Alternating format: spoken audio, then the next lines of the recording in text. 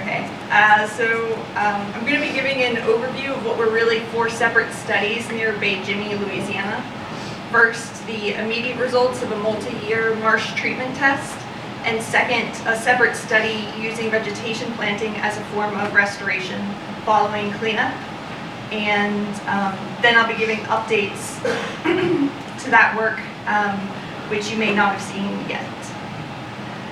And so we're almost there. Great. Okay, I think we're good. Good? And these studies comprise the famous NOAA set-asides or remediation experiments that were mentioned a little earlier. And I met Scott when he was working as a consulting scientist for NOAA, serving as SCAT scientific lead.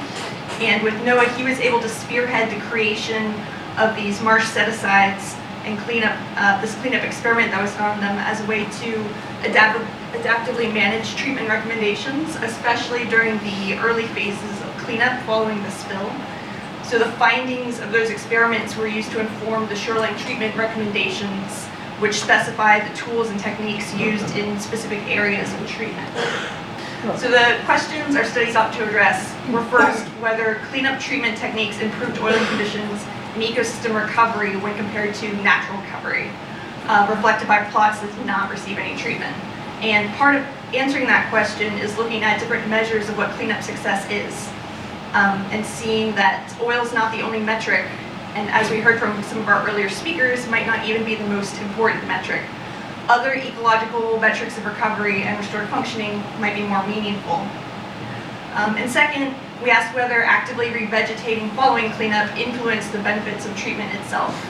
And third, we reflected on the outcomes to allow us to consider what future cleanup might look like for similar situations and what challenges we would still face moving forward. So, setting the stage, these images convey how impacted Bay Jimmy originally was.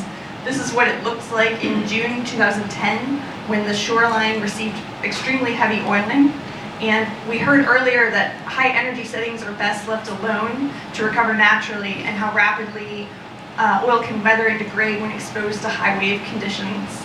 But this site represents an outlier, which might be an exception to that rule, based on the degree of oiling that it received. It's a very high energy site that experiences rapid background rates of erosion. But these kind of heavily oiled conditions did occur probably on the order of miles or maybe tens of miles, I believe, across Louisiana. So while they represent overall a small subset of the impacted shorelines, this could be a critical site for informing how we manage the most serious spills affecting marshes in the future. And this is more of what it looked like at our study site a bit later in 2010. In panels B and C, you can see that heavy oiling persisted. You can see here a tarry mat with moose trapped underneath the asphalt. And the fact that conditions were not improving is what indicated the need for some form of intervention.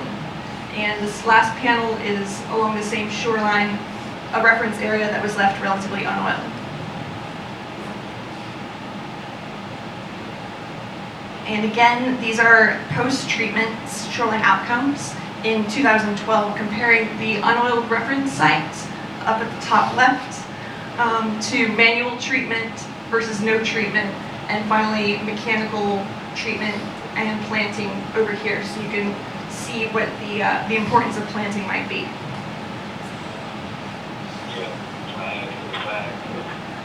While NOAA's initial work tested a number of cleanup methods, the ones that were less effective were discontinued moving forward, and the set-asides were used to monitor the longer-term ones that were employed during the spill. Those consisted of 4 different treatments. The 3 oil treatments included controls that were not cleaned in any way, and in addition to the manual treatment and the mechanical treatments. And we also had the reference conditions that were unimpacted. Then in 2011, I initiated the planting experiments alongside those initial ones, using areas that had already been mechanically treated. So some of the questions I wanted to ask were a bit more detailed about the nature of plant-soil interactions, and a bit more general in terms of marsh ecology, not just relating to oil spill cleanup. So to that end, the controls that I used were actually kept devegetated during the first year to compare just the plant effect on recovery. But that actually didn't require that much intervention, as you'll see, as there wasn't a lot of natural establishment over that time period. And here's a map of the study site showing the layout of the test plots that I'm going to be talking about. And along the shoreline, plots were very similar in terms of characteristics like initial vegetation composition and the oiling conditions and wave exposure, except for the reference plots located down here, which were relatively unoiled. And again, this is a close-up of the ground conditions during plot setup, showing the oiled vegetation mat of dead, laid-over vegetation forming a tarry mat, and the moose trapped underneath that mat layer that's not been able to weather. And this is a picture of the mechanical treatments that were used. We heard a little bit about mechanical and manual treatments earlier from Marla, so I won't dwell on it too much, other than to remind you that manual treatment means boots on the ground using hand tools to scrape and remove oil and oiled material, while mechanical treatments do the same thing using equipment like this, which is a shallow draft barge mounted with a long arm track hoe, which can also take a variety of hydraulic attachments. And then in the inset picture, you can see these barges were mounted with roll-up containers and used for the disposal of these materials. Okay, now I'm first going to be showing you the results from the first 2 years of the experiment, comparing the effects of using manual or mechanical treatment versus no treatment at all and the reference conditions, and the slides will follow this format. First, comparing surface oil cover across treatments, we see that treatment had significantly reduced oil compared to no treatment, but still had significantly more than the reference areas. And we did collect sediment chemistry supporting this, but I'm not going to be going into that much detail in this presentation. Looking at plant community recovery, we see that recolonization improved with treatment. One bit too far. Looking at plant community here, you can see that recolonization did improve with treatment, but it remained extremely low, under 20% after 2 years, compared to the reference marshes. And it's been mentioned, but I don't think we've spent enough time considering the severe background rates of marsh loss in this setting, including rapid rates of shoreline erosion. So the high energy that weathers oil also deteriorates marshes and reduces marsh habitat. The figure that's commonly thrown around is that we lose a football field of marsh an hour, but I think that's even out of date and the current rates are probably higher. And we've talked about the problem of potentially doing more harm than good, which relates to that, as boots on the ground trample plants, but I want to reiterate how susceptible the marsh platform itself is to compaction. So for instance, while summer might be a great time for natural attenuation, it's also when the marsh is most sensitive to physical damage, because being so saturated with water, when water levels are higher, it becomes very fragile to displacement and roots become even more susceptible to damage. So looking here, while oil exacerbates erosion by killing plants along the shoreline, remediation activities could actually make things worse by damaging that marsh substrates. And here you can see that while erosion was significantly higher in treated areas compared to references,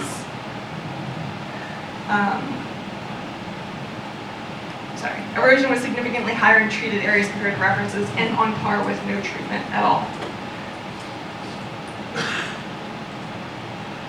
Okay, so this is a plot about 2 months after planting. The plantings were done with bare root single stems of Spartina alterniflora using local source material, and the stems were planted by hand, approximately 2 or 3 stems per square meter. And this is what those plots looked like after establishment. So the same plot here, planted 2 years later. And the results are pretty dramatic. The dotted line here represents the edge of the planted plots. So all of the erosion beyond that point was not planted. And you can see that in 1 year, more than 4 meters eroded up to that boundary of where the plot was planted in the planted plots. and then continued on for more than 2 additional meters in the unplanted plots that received treatment.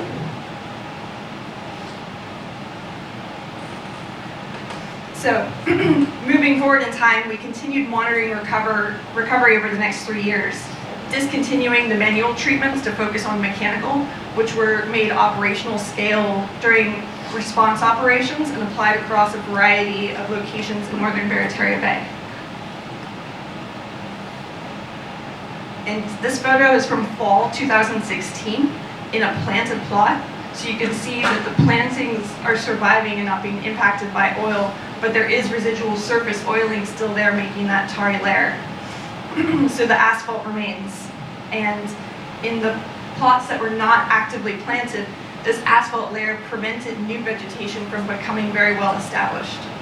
And there's actually some interesting work showing how this asphalt layer contributes to rates of shoreline erosion in the long term. I'll come back to that in a bit. And here, this is another one from fall 2016, showing also the residual subsurface oiling. So it's possible that some of the treatment techniques actually mixed this oiling further down into the substrate layer. And speaking a bit about some of the points that were made earlier, I can't say that none of the oil out there now in 2016 is new. It very well could be new, but there's absolutely still oil out there from the 2010 spill. There are spots like this one where the tarry asphalt simply never went away, and as the margins break up, they're continually producing new little tar balls that litter the scarp. So this again is the same layout that I'm going to use over the next few slides, comparing the reduced set of treatments, but also the planting treatment. So the references that were not oiled, the oiled control mechanical treatment, and the mechanical treatment after planting. And looking at the oil cover over the surface, you can see that it was reduced much more rapidly by mechanical treatment.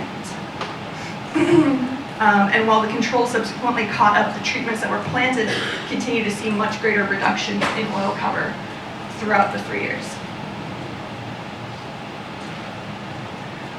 And from the photos I showed of planting, you could see that Spartina alterniflora expanded to successfully colonize the plots, which this data supports. In the planted plots, we saw even higher levels of overall plant cover than references, while the oiled control and the mechanical treatment never fully caught up. And this breaks down in a bit more detail what those plant communities look like. The important takeaway is that in the treatment ones, it was most comparable to the original reference conditions. In the non-planted treatments, you saw a lot of disturbance-associated plants with shallower root systems. And throughout all of them, you do see, as was mentioned earlier, this failure for juncus to rebound. And I suspect that what that is juncus occupied a really narrow band of area at this particular site with Spartina on either side of it. And after the initial rapid amounts of erosion, that band was simply eliminated and never reestablished. Really quickly, because I think I'm running over time, I'm just going to point out some results from the invertebrate work, showing what the recovery looks like. For instance here, that total periwinkle densities are still reduced through 2015. I'm going to skip over this a little bit. And we also have some results from crab species looking at burrow density, showing again reduced recovery compared to reference conditions with some improvement with treatment. And finally, these are some nice clear pictures emphasizing what the difference was with planting following treatment. Here you can see Spartina fully colonizing the platform, while these plots are occupied by more disturbance-associated species. And you can see how erosion is affecting those different areas of occupation. Moving forward again, this is the planted plot in the background with much less erosion than these other ones. And you're seeing a lot of erosion underneath the scarp here. And finally, 2015, this erosion under the scarp is going to eventually lead to the collapse of this platform, and it's something that's not occurring as badly in the Spartina colonized ponds. So even though we do see already high rates of erosion, over time you're going to have a very sudden event of extreme erosion, and that's something that a grad student out of Eugene Turner's lab at LSU has done some great work on. Okay, so in conclusion, we found that treatment did improve oiling conditions and recovery, especially after the first few years, when there may have been recovery from some initial side effects, such as using the mechanical treatments to dig too deeply and impair the roots of a plant platform. Importantly, however, planting improved benefits of treatment to a really large degree, especially for vegetation recovery, which cascaded to affect rates of shoreline erosion. Challenges moving forward are determining the best treatment type and intensity for the shoreline that's affected and holding back when appropriate, finding a fit for planting and response, or as NERDA, emergency restoration, which I'd like to say a little bit more about, and establishing set-asides or controls for comparisons moving forward. So in my experience, we actually met with oil spill response and incident command during cleanup operations to make a case for keeping these set-asides and trying to convince them of the importance of having these oiled sites to continue collecting data to show the effectiveness of our treatment options. And that was very controversial because the trustees did not want to accept liability for leaving that oil out there and any damages that could accrue in the future. Eventually we were able to keep the reduced set of plots, but that's part of the reason why the experiment was scaled down somewhat moving forward. In addition, while it's been very well received, so I hear the fact that planting made such an improvement, like Jackie was saying earlier, there's still need to find a fit for that planting response as part of the initial treatment options. It's not currently considered part of that toolkit, and it's unclear how to get that incorporated maybe into the area contingency plans moving forward for future spills. And we'll skip that. There are a lot of people to thank. Yeah, you can thank